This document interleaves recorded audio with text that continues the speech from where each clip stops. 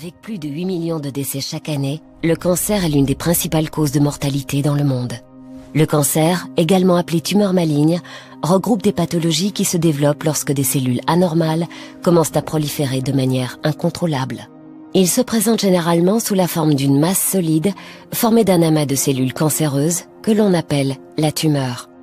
Ces cellules se multiplient et peuvent ensuite migrer dans d'autres organes et former ce que l'on appelle des métastases. Une fois que les métastases atteignent plusieurs organes, on parle alors de cancer généralisé. Certains cancers, comme la leucémie, le cancer du sang, ne forment pas de masse et sont alors qualifiés de tumeurs liquides. Le cancer peut prendre naissance il se développe à la suite d'une lésion au niveau de l'ADN d'une cellule normale. C'est ce qu'on appelle une mutation. À ce stade, la cellule commence à devenir anormale.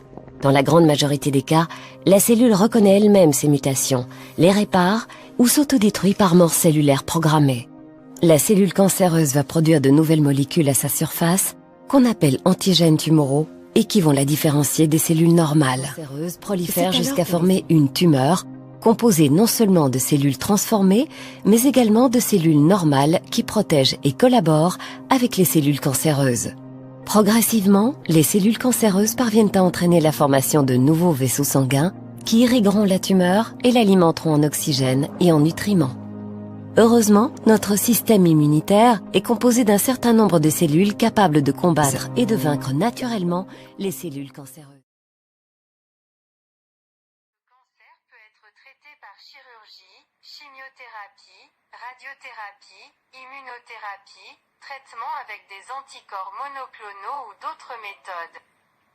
Le choix du traitement dépend de la localisation et du grade de la tumeur et du stade de la maladie, ainsi que de l'état général du patient, indice de performance. Un certain nombre de méthodes expérimentales de traitement du cancer sont également en cours de développement.